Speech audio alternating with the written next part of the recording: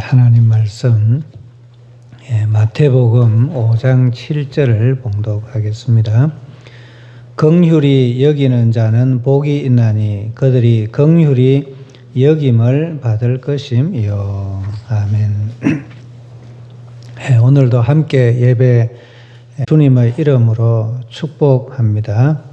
오늘은 팔복 중에 5번째 긍휼히 여기는 자의 복을 말씀드리도록 하겠습니다. 예수님께서 하신 이 말씀을 팔복이라고 합니다. 그야말로 복은 복인데 유대인들이 원하던 복을 말씀하신 것은 아닙니다.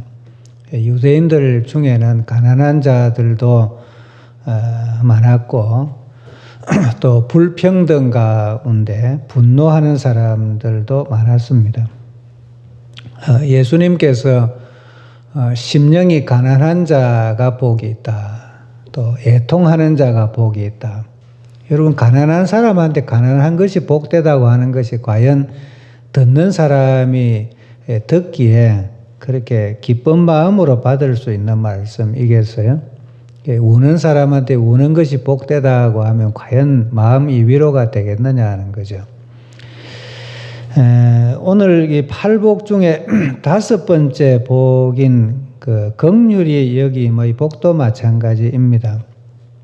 이 긍휼이라는 그 참된 의미는 제가 설교 중에 말씀을 드리겠습니다만은 이 긍휼이라는 말의 그 사전적인 의미는 불쌍히 여기고 가엾게 여겨서 도와준다, 그런 뜻입니다.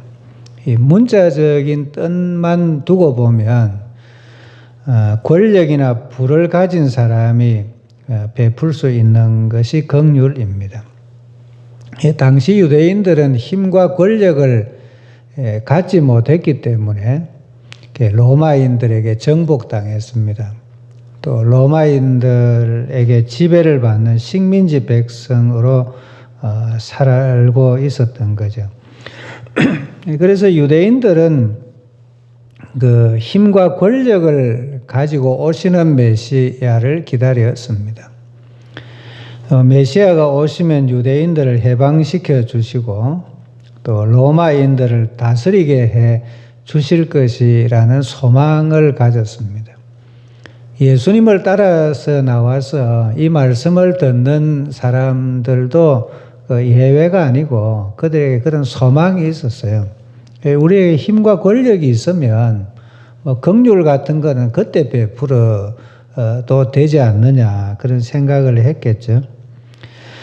그런데 예수님께서는 긍휼히 여기는 자가 복이 있다, 그렇게 말씀하셨습니다. 힘과 권력을 가진 메시아를 기대했던 유대인들에게 긍휼히 여기는 자가 복이 있다 하는 이 말씀이 그렇게 기쁜 말씀도 아니고 또 잘 이해가 되지도 않는 말씀이었습니다. 어떻게 보면 예수님께서 세상의 이치를 잘 모르고 하시는 말씀이 아닌가, 또 세상과는 정반대되는 말씀을 하시는 것 같아 여길 법한 말씀입니다. 팔복의 말씀이 대부분 다 그렇습니다. 이것을 역설적인 진리라고 그럽니다. 높아지고자 하면 낮아져라, 존귀하고자 하면 섬겨라, 다 역설적인 진리입니다.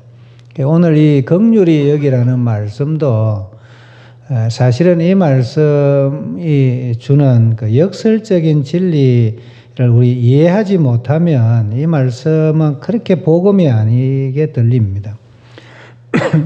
그 긍휼이라고 하는 것이 무엇일까? 그 아드 핑크라고 하는 설교자는 말하기를 긍휼이란 타락한 피조물의 비참함을 들어주려는 하나님의 마음을 가리킨다, 그렇게 말했습니다. 다시 말하면 이것은 긍휼은 사람에게서 나오는 것이 아니라는 겁니다. 나올 수도 없었던 것인데 그 긍휼의 원천은 하나님께 있고 하나님으로부터 왔다는 거죠. 그래서 혹시라도 우리가 긍휼을 사람에게서 찾을 수 있다고 하면 그것은 하나님의 긍휼을 체험한 사람에게서 나오는 것이라고 할 수가 있습니다. 그렇기 때문에 우리가 긍휼이 무엇이냐, 또 긍휼이 어떤 것이냐라고 하는 것을 알고자 한다면 하나님께서 어떤 긍휼을 우리에게 베풀어 주셨는지를 생각해 보아야 됩니다. 하나님께서 우리에게 긍휼을 베풀어 주실 때 세 가지로 나누어서 말씀을 드릴 수 있는데, 첫째는 연약한 자를 감싸 주시는 긍휼을 베풀어 주셨습니다. 물론 연약하기도 하지만 또 때로는 하나님을 거역하기도 하는 그런 긍휼을 받지 못할 만한 사람들에게 긍휼을 베풀어 주신 것이죠.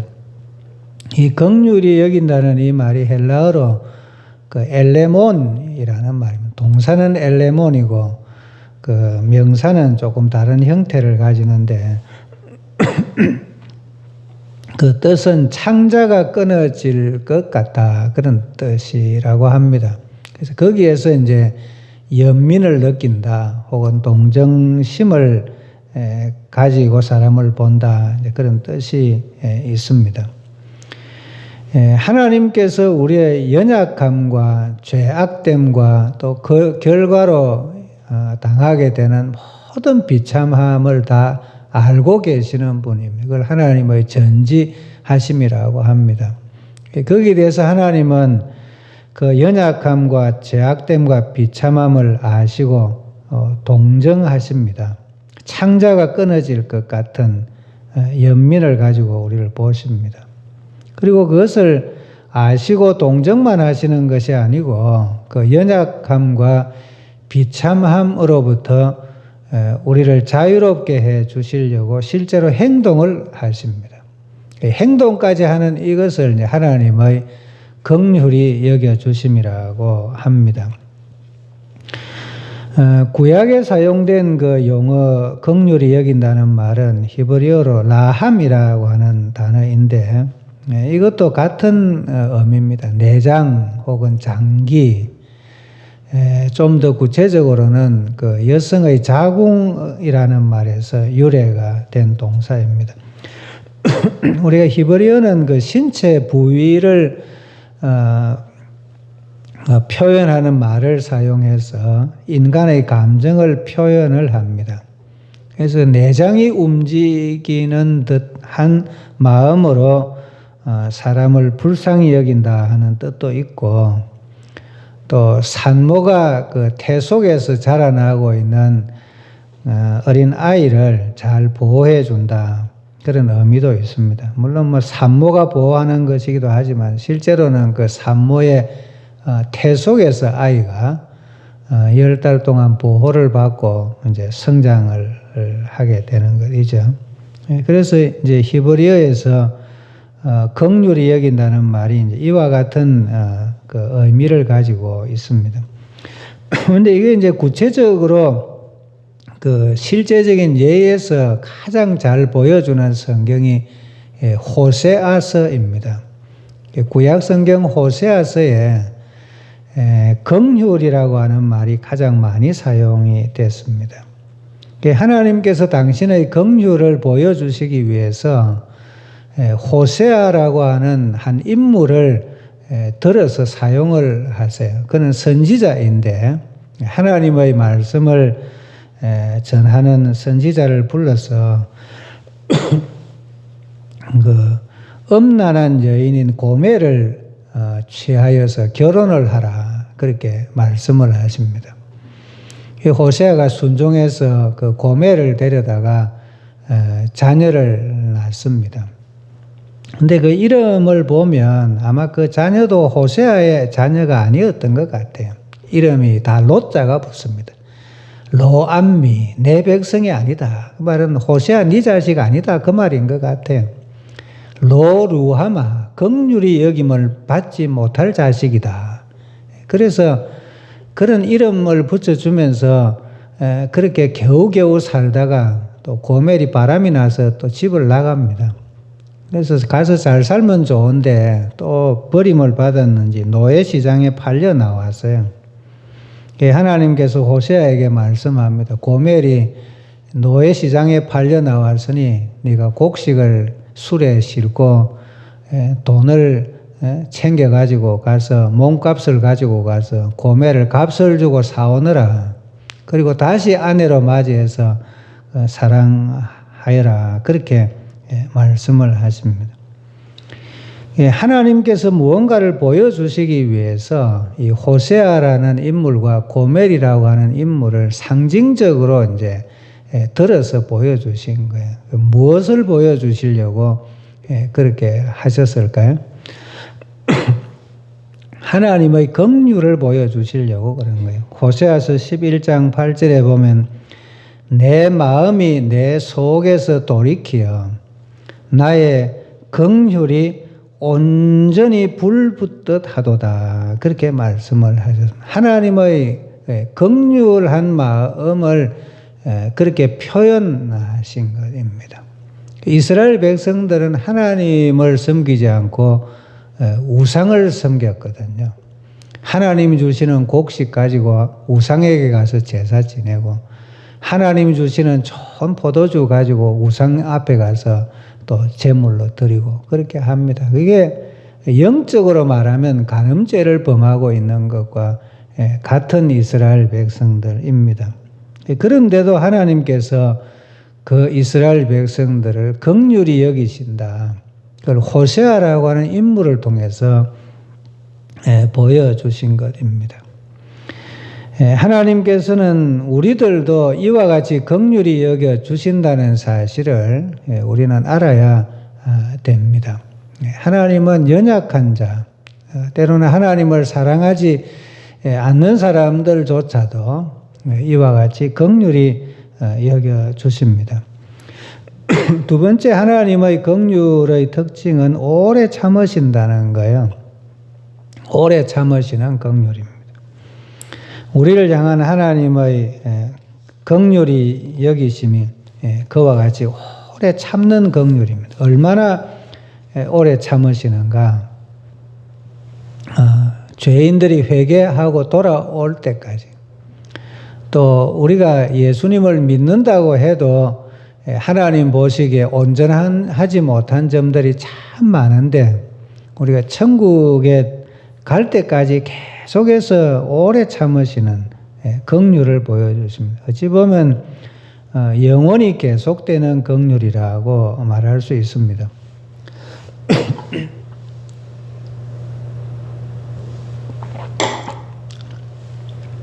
몇 세기 전에 유대에 한 랍비가 있었어요. 어느 날 여행으로 지친 나그네가 그 랍비의 집에 이제 오게 돼서 하룻밤을 묵게 했습니다.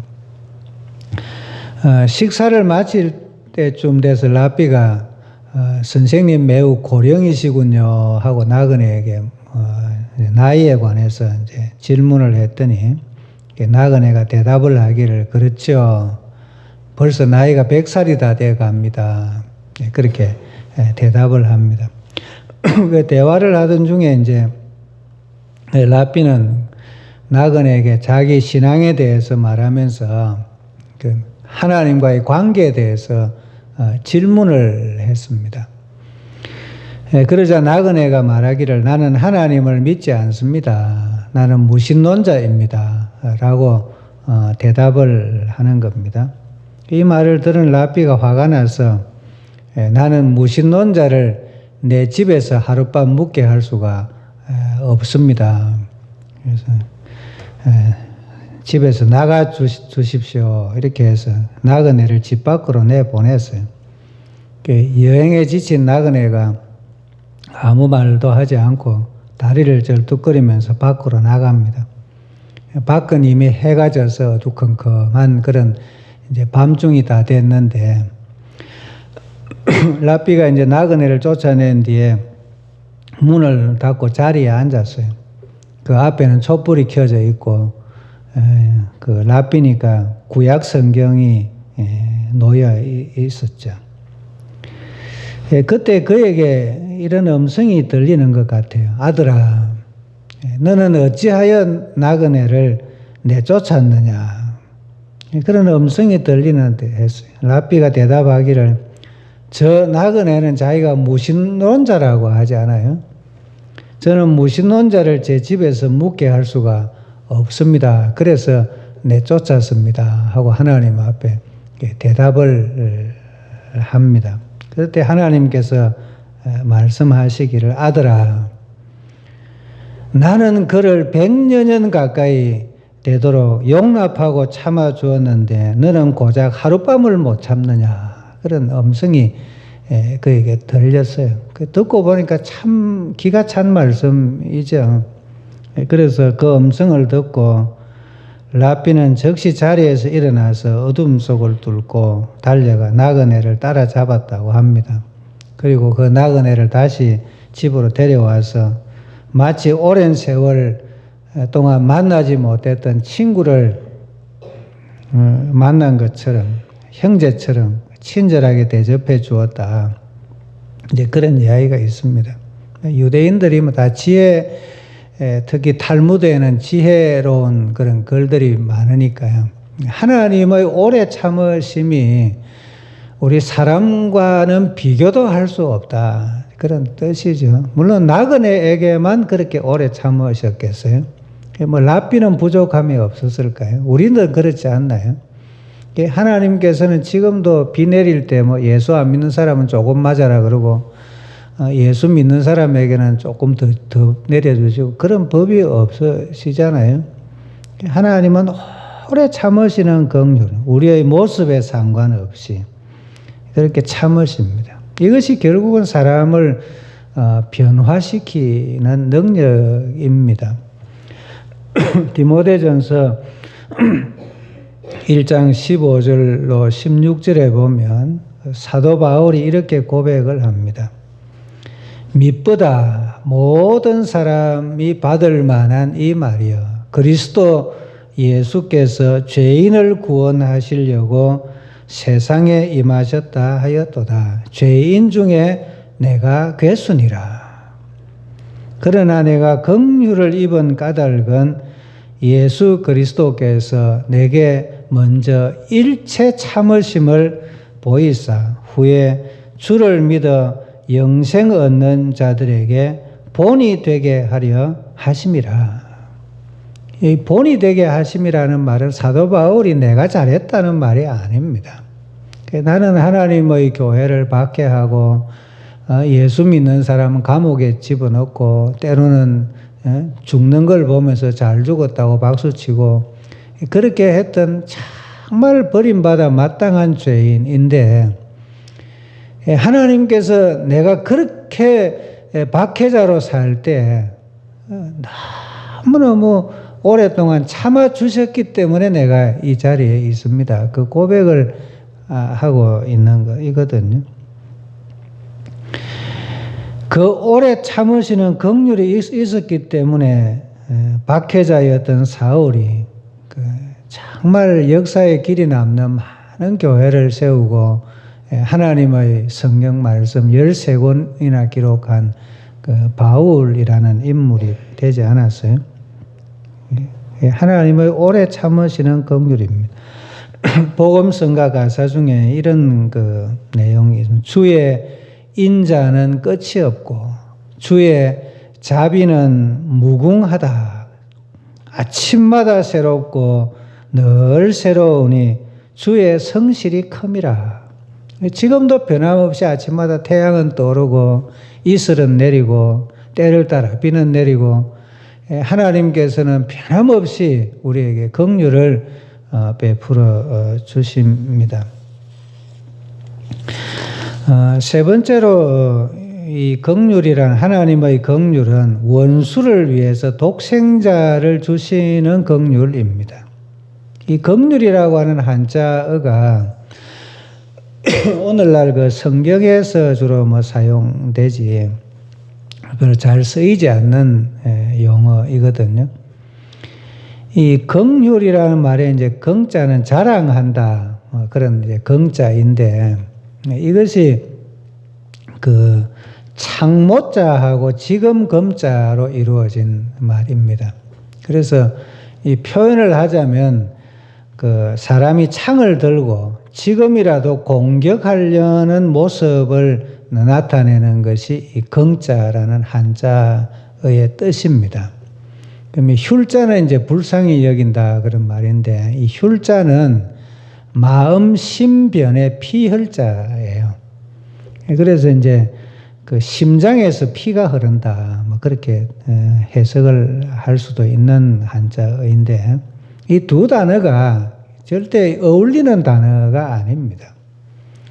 예, 그래서 이걸 그대로 이제 쭉 풀면은 지금 손에 창을 들고 내려치려는 순간이지만 그 창으로 원수 같은 상대방을 찌르는 것이 아니고 자기를 찔러서 내 마음을 다스린다, 그런 뜻이 있다는 거예요. 그게 보면 한자어는 참 그 뜻이 깊은 것 같아요. 그게 긍휼이라는 거예요. 여러분, 긍휼을 받을 대상이 원수여야 되잖아요.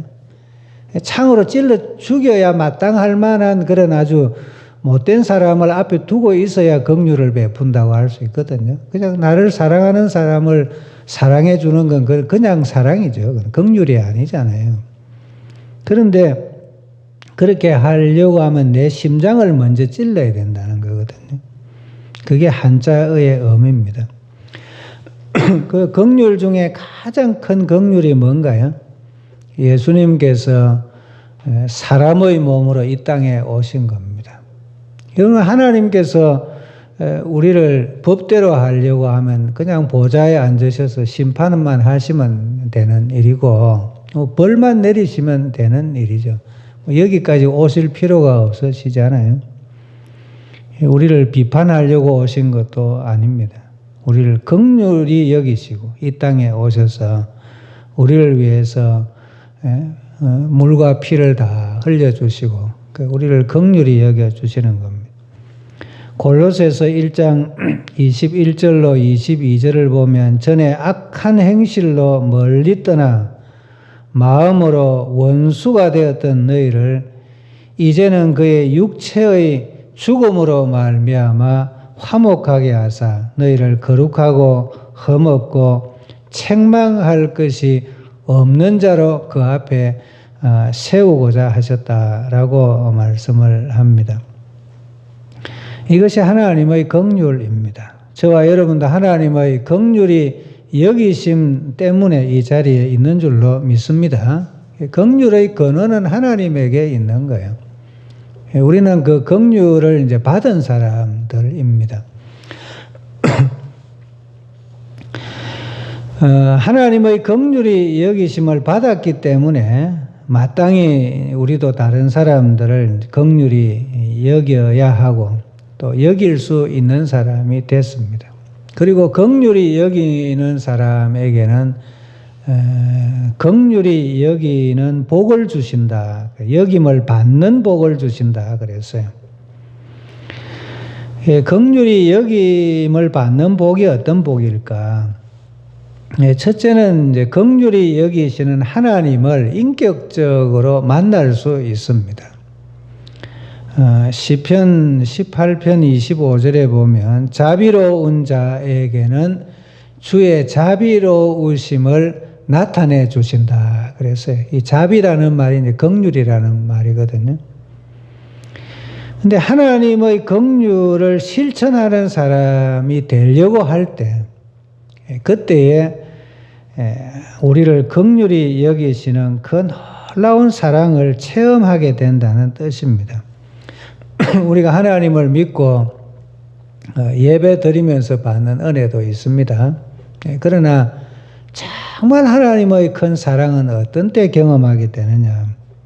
하나님의 성품 중에서 사랑하시는 성품, 긍휼의 성품을 우리가 실천하려고 할 때 그때 하나님은 정말 나를 사랑하시고 나를 긍휼히 여기시는 분이구나. 그것을 이제 체험적으로 깨달아 알게 됩니다. 이것이 체험적인 은혜, 닮아가는 은혜입니다. 성 프랜시스라고 하는 아주 귀한 분이 있어요. 이게 전해 내려오는 일화가 참 많습니다. 이분에 대해서. 근데 이제 이 프랜시스가 어느 날 그 추운 겨울날인데 말을 타고 길을 가고 있는데 웬 거지가 이제 추위에 떨면서 구걸을 하고 있습니다. 그래서 프랜시스가 말에서 내려서 무엇을 원하느냐 이렇게 물어봅니다. 거지가 너무 춥다고 대답을 하니까 자기가 입고 있던 겉옷을 벗어서 그 거지에게 입혀줍니다. 자신이 추위에 떨 것을 생각하면 그 옷을 벗어줄 수가 없는데 긍휼히 여기는 마음이 일어나니까 그래서 그 옷을 이제 벗어서 입혀준 거예요.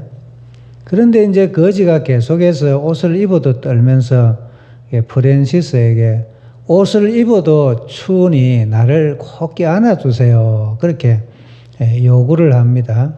그런데 이 거지가 나병 환자예요. 이 나병은 이제 전염성이 있으니까 사람이 가까이 가면 안 된다고 그렇게 하잖아요. 그런데 이 프랜시스는 나병 환자로부터 나병이 옮으면 어떡하나 하는 생각을 할 겨를도 없이 진심으로 그를 긍휼히 여기는 마음을 가지고 그를 꼭 끌어안습니다.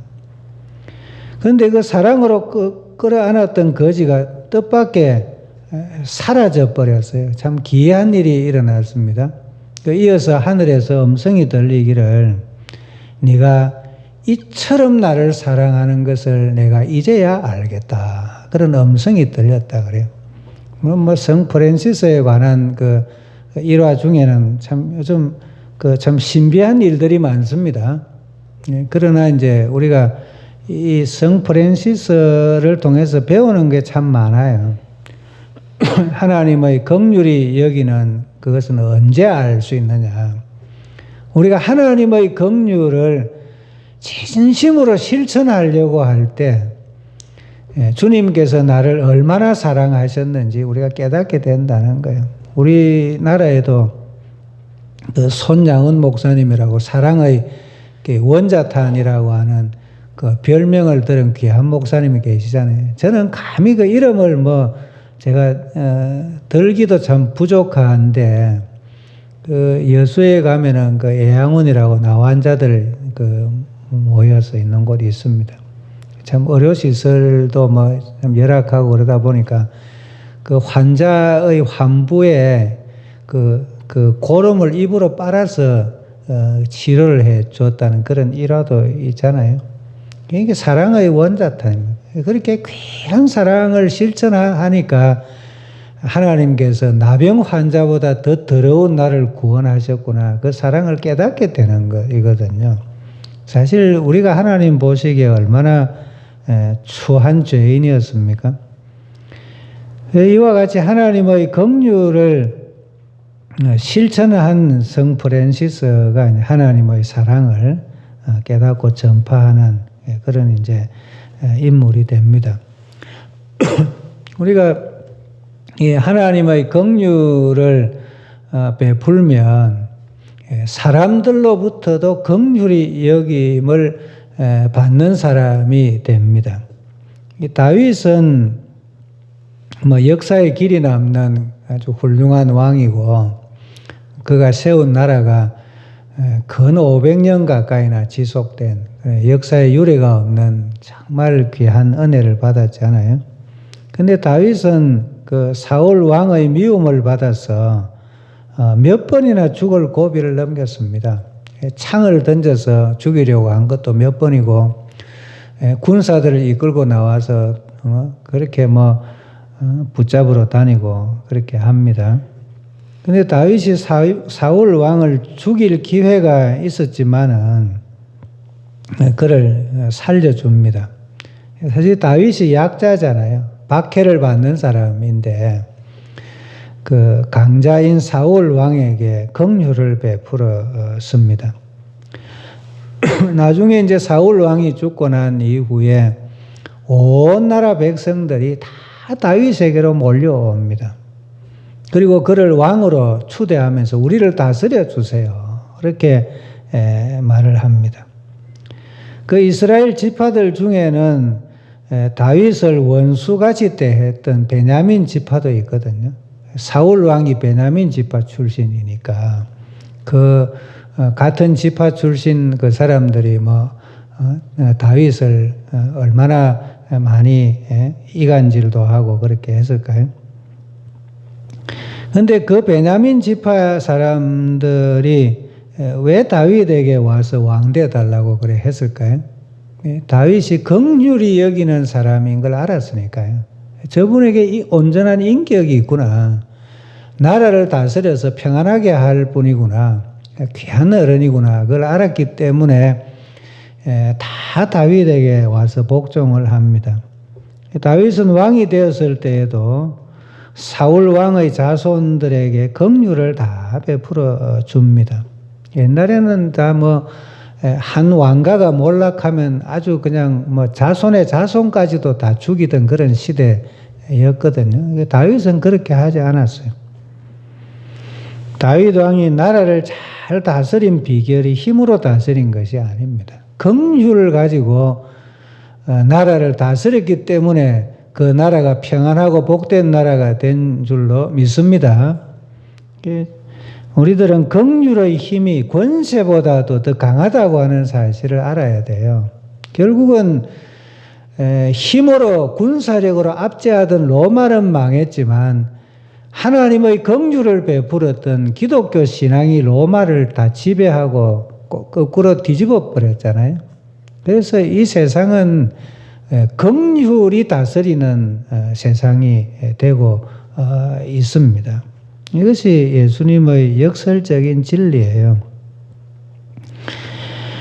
하나님의 긍휼을 행하는 사람은 마음의 평안을 누리게 됩니다. 잠언 11장 17절에 보면 인자한 자는 자기의 영혼을 이롭게 하고 잔인한 자는 자기의 몸을 해롭게 하느니라. 그렇게 말씀을 합니다. 우리가 사울 왕을 보면 그는 긍휼히 여기는 마음이 없었어요.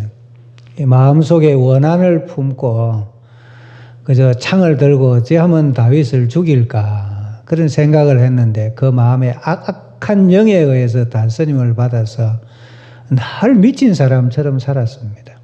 긍휼이 없는 사람은 자기 마음을 다스릴 수가 없어요. 그러나 다윗에게는 긍휼히 여기는 마음이 있었습니다. 그는 늘 도망 다녔어요. 늘 언제 창이 날라오면 피할까. 자기 목숨 부지하기 다급했던 그런 사람이지만 그의 마음에는 평안이 있었습니다. 사실 다윗이 쓴 많은 시편 가운데 그 은혜로운 시편들이 대부분 다 사울 왕으로부터 박해받고 도망다니던 그때에 하나님을 찬양하고 하나님 안에서 누렸던 평안을 그가 하나님 앞에 올려드리고 있는 시편들이잖아요. 긍휼을 베푸는 것은 자기의 영혼을 이롭게 하는 일입니다. 이제 말씀을 마무리를 합니다.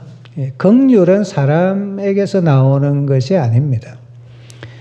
긍휼의 근원은 하나님에게 있습니다. 그 하나님께서 우리를 불쌍히 여겨 주셨고 또 우리에게 오래 참으실 뿐만 아니라 당신의 독생자의 피를 흘려 주심으로 우리에게 온전한 긍휼을 보여주셨습니다. 우리 모두는 하나님의 긍휼히 여기심을 받았기 때문에 이 자리에 있는 줄로 믿습니다. 그래서 우리는 하나님으로부터 받은 그 긍휼을 또 다른 사람들에게 나누어 주고 긍휼히 여길 때 우리들도 또한 하나님으로부터 더 크게 긍휼히 여기심을 받고 사람들로부터도 사랑과 존경을 받고 또 마음의 평안이 있는 복된 삶이 될 줄로 믿습니다. 긍휼히 여김으로 긍휼히 여김을 받는 복된 우리 성도들이 되기를 주님의 이름으로 축원합니다.